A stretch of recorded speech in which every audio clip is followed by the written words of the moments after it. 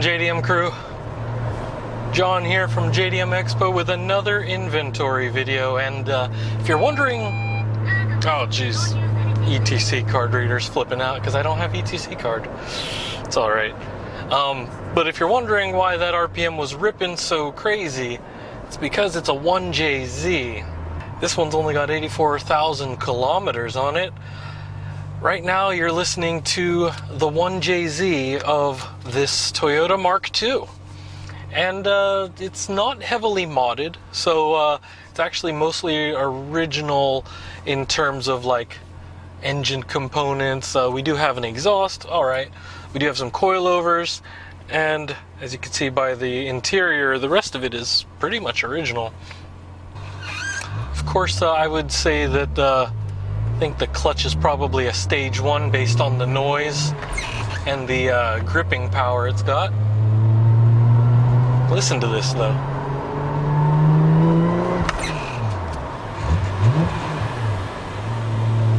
And so the 1JZ is a 2.5 liter turbo.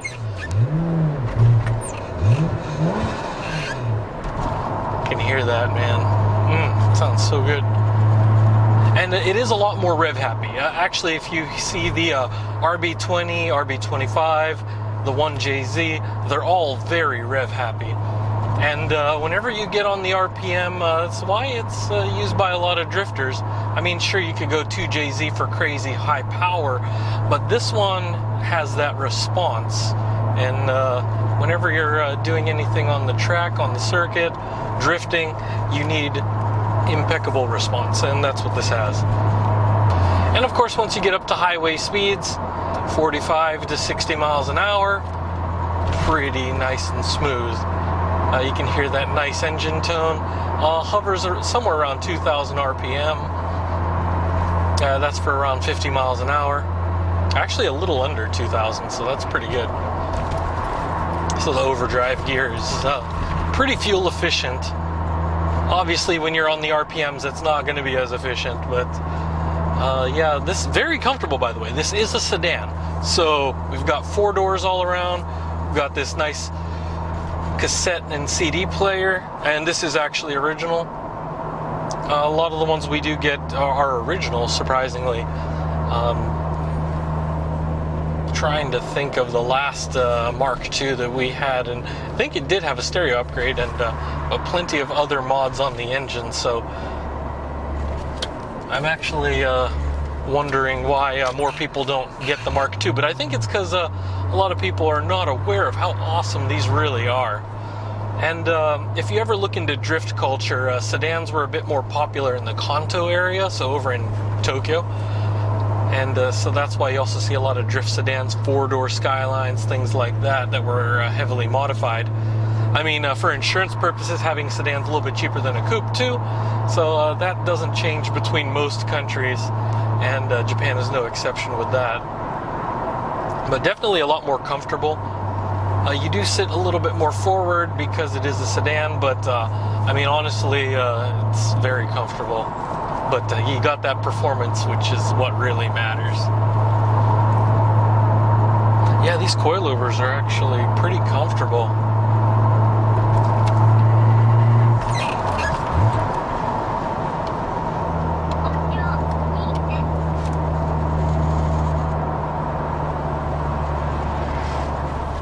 Yeah, the spring rate is not too bad, and the dampening force is pretty sweet with this, so it's just in a good spot for comfort.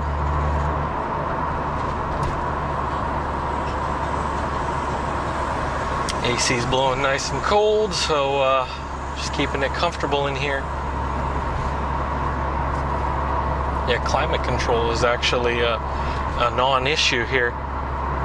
And so for those of you wondering, yeah, with this transmission, it is the original transmission as far as we know, and feels like a stage 1 clutch because it does make a little bit more noise, grabs a little harder, but once you get used to where that point is, it's pretty easy to work with.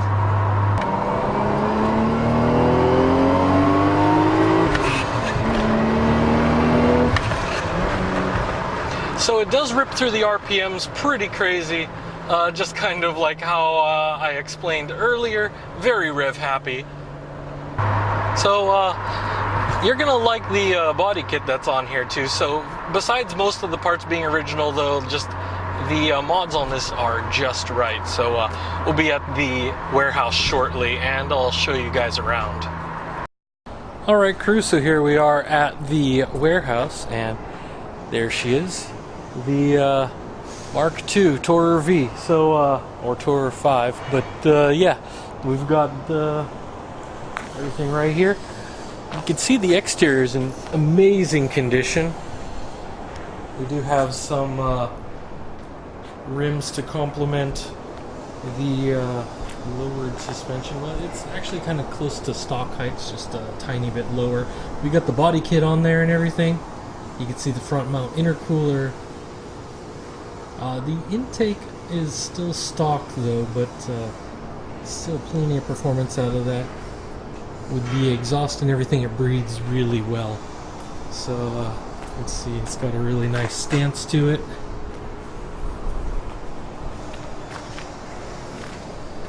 You can just kind of see everything's all nice and flush with the body kit and the alignment there. So let's have a look around.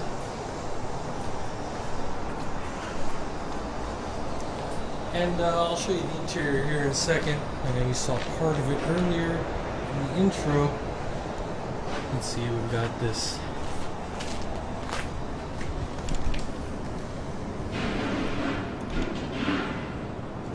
more recently added exhaust.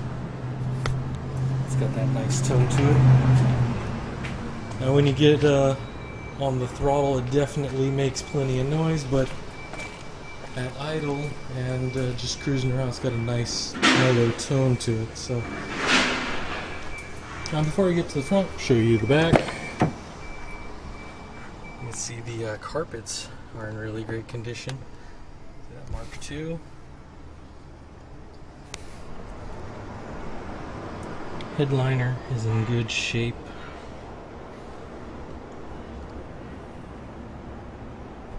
Plenty of room for 4 adults, American sized, so should fit everybody real well. Even for me, just at 5'9", I have no trouble getting in and out of here. Plenty of room. You could probably be a little over 6 feet and still not have any problem there. The seats do scoot back quite a bit, and you have plenty of headroom.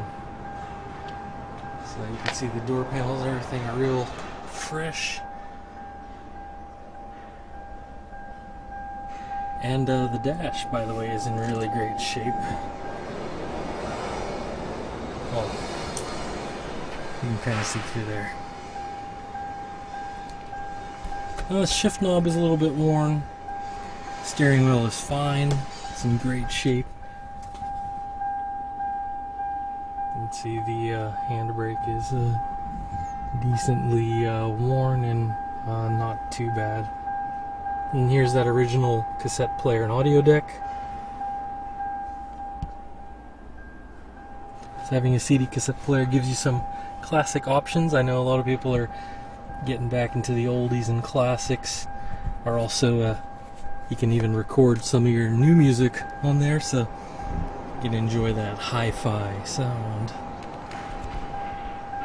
Of course, there we have it, 84,500 some kilometers, just around 50,000 miles.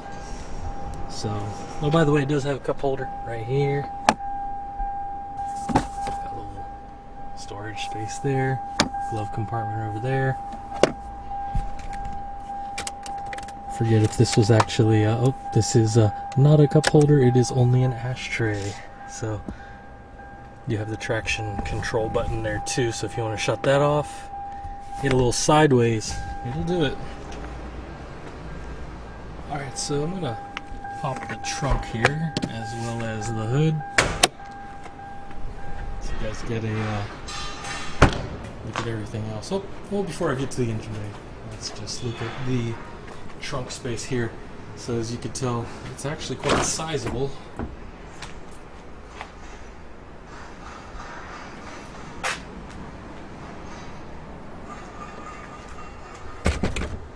So it's actually Got some extra room there for the audio deck, and we also have hydraulics here for the trunk. So all well and good there.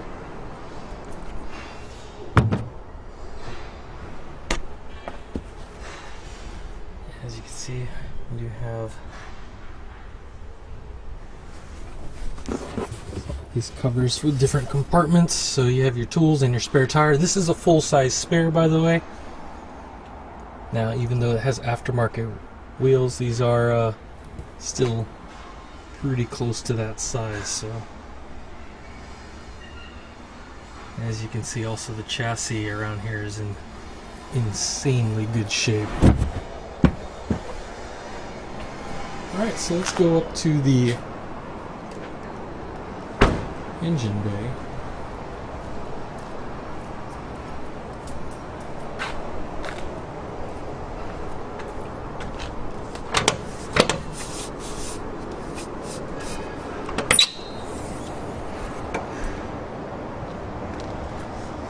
And as you can see here, everything is excellent. You see this 1JZ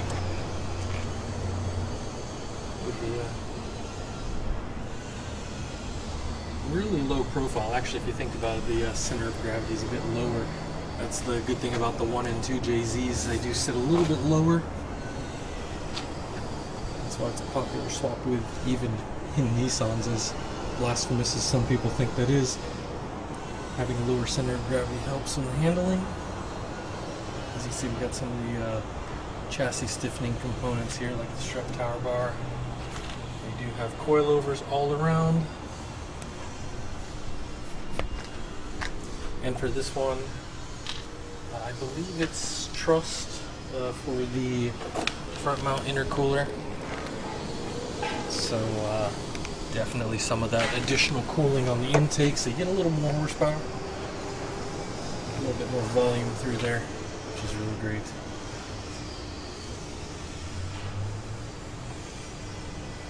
Oh yeah, and I keep forgetting to mention that it's twin turbo, so that's why you see both of the intakes there coming from the airbox.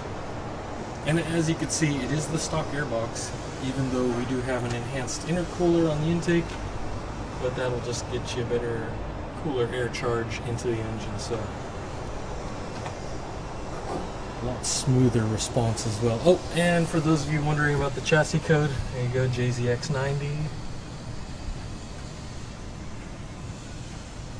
And we even have a little VIN number on the plate there. As you can see, it says 2491cc, so close to 2.5. It's just classified as 2.5. Now look at that, nice and clean there.